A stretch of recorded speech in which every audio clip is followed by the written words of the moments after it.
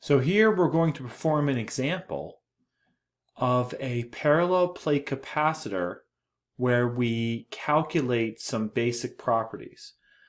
So the question is, what is the capacitance of a parallel plate capacitor having plates of area 1.00 meters squared separated by 1.00 millimeters? Part B, what is the charge stored in the capacitor if a voltage of 3000 volts is applied? Well, let's have a look at part A. So in part A, if we want to know the capacitance of the parallel plate capacitor, we are going to use the equation that is the geometry of the parallel plate capacitor, which is C is equal to epsilon naught times A over D. So this is the equation to build a parallel plate capacitor. Epsilon naught is the so-called permittivity of free space. We have all the values as long as we convert D into SI units. So D should be 1.00 times 10 to the minus 3 meters, because milli is the metric prefix for 10 to the minus 3. Well, epsilon naught we also know to be 8.85 times 10 to the minus 12th, and that's going to be Coulomb squared per Newton meter squared. Okay. And then A is just 1.00 meters squared.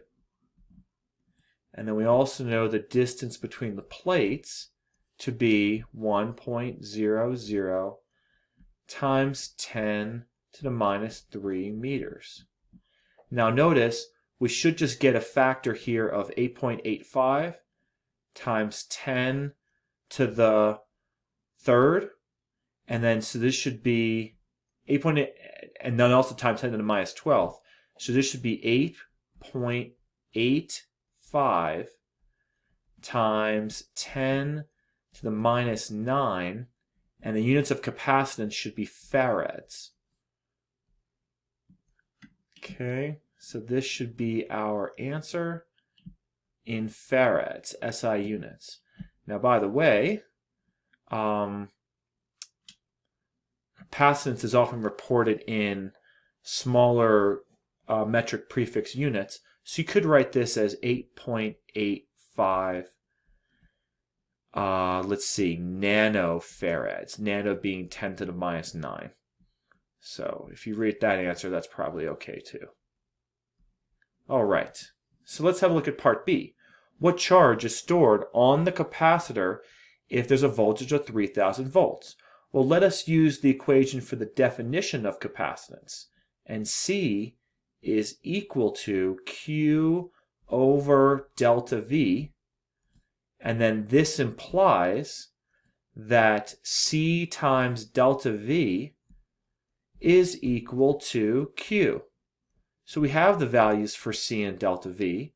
So this is 8.85 times 10 to the minus 9 farads, and we'll multiply that by the voltage of 3000 volts.